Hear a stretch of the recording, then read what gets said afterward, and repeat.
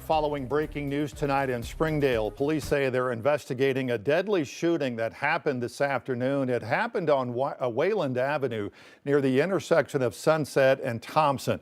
Investigators say one person died, another is injured. This a live look now at that neighborhood. We're still waiting for an update on exactly what happened that led up to that shooting. Police did confirm a suspect in the case is now being interviewed by investigators. We'll, of course, continue following developments from Springdale Police and bring you updates on the 5 News app. And then, of course, coming up tonight on your 5 News at 10. Well, new at 6, a former NFL and University of Michigan football coach accused of trying to hack into more than 100,000 student computers looking for intimate images. Yeah, 5 News reporter Kayla Davis learned that 2 of those potential victims were students at the University of Arkansas, and she talked to one of their lawyers about the case. According to a federal indictment out of Michigan, former University of Michigan coach Matt Wise is accused of hacking into more than 150,000 student accounts nationwide, searching for intimate photos and videos. From 2015 to 2023, he's accused of specifically targeting female college athletes, successfully accessing more than 3,000 women's social media, emails, and cloud accounts. Megan Bonani, the lawyer representing thousands of the victims, says 2 former student athletes at the University of Arkansas referred to as Jane Does were unknowingly among that group. The people that we represent in Arkansas were actually people that received a Department of Justice notice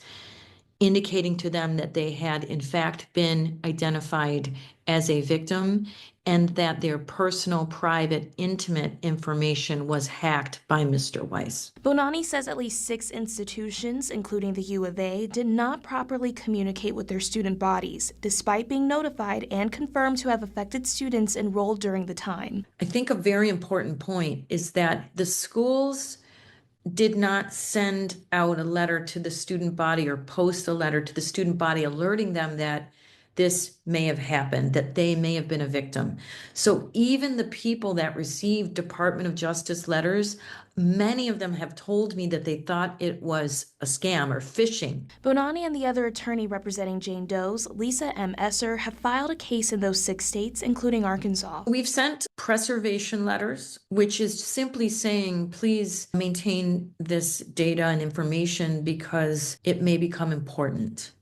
We've also sent to public universities Freedom of Information Act requests because we want to understand more about the university and how data was maintained. The indictment reads, Wise used the accounts of trainers and athletic directors to access student-athlete databases at more than 100 institutions. Wise is charged with 14 counts of unauthorized computer access and 10 counts of identity theft. Right now, his jury trial is set for November 4th. This story is still so dynamic and it's unfolding. We know the tip of the iceberg at this point. And we know that there are a lot of people that will probably be involved in this litigation. Covering news where you live, Kayla Davis, 5 News. Well, a Fort Smith doctor is behind bars tonight, accused of sexual offenses spanning over nearly a decade. Police say 46-year-old Ladero Langford sexually assaulted someone on March 30th. Investigators say that led them to discover hidden cameras in the victim's room that had been recording for years. Police say Langford's devices contained thousands of videos showing people showering or changing, dating back to 2016. Multiple victims were identified, including a minor. Police say Langford is also seen in those videos committing sexual assault and swapping pills between bottles. The initial victim told investigators Langford gave them a pill that made them unable to stay awake. Police later found a sleep drug in his home. He now faces multiple charges, including rape and child sex abuse material. Langford is in the Sebastian County Jail on a $5,000 bond. Salisal police have confirmed to us a second person has died from injuries in that crash last week in town. Crash happened last Wednesday night and involved a church van and an SUV. Police say the man who died was driving that church van. A young girl inside the van also died. Now, police have not revealed any more information about what actually caused that crash. Arkansas Department of Health confirming another case of measles in the state. It's another pediatric case.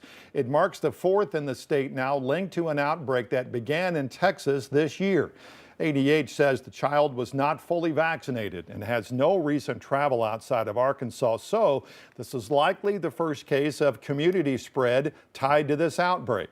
Dr. Jennifer Dillahay is the state health officer and says it comes amid MMR vaccination rates dropping in nearly every county in the state. But most counties in Arkansas have MMR vaccination rates that are too low to provide community immunity. ADH says the child visited a medical center and dance studio in Conway while they were possibly contagious. No exposures have been identified at daycares or schools across the state. New research points to an increase now in autism diagnosis rates among U.S. children. Tonight, Rebecca Brown speaks with an Arkansas man diagnosed with autism who's sharing how it has helped shape his story and find his voice.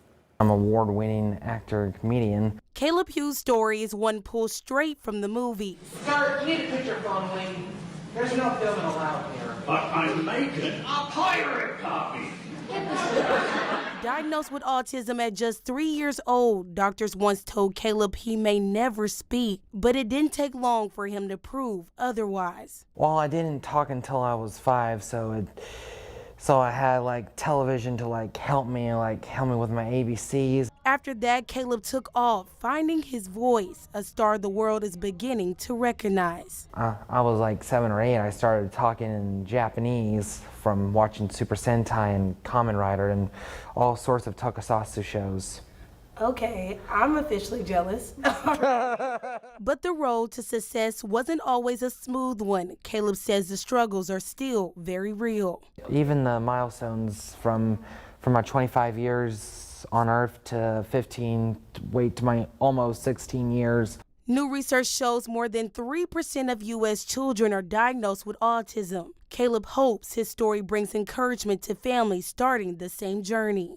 Being on film and television really gives the parents who has people with Down syndrome, cerebral palsy, or even ADHD have hope for their children in the future. Now, after all the shows, all the awards, there's one final act. I'm about to go to Hollywood in August and try to be an actor. That's why I'm here to tell the people that it takes time, and I'm about to.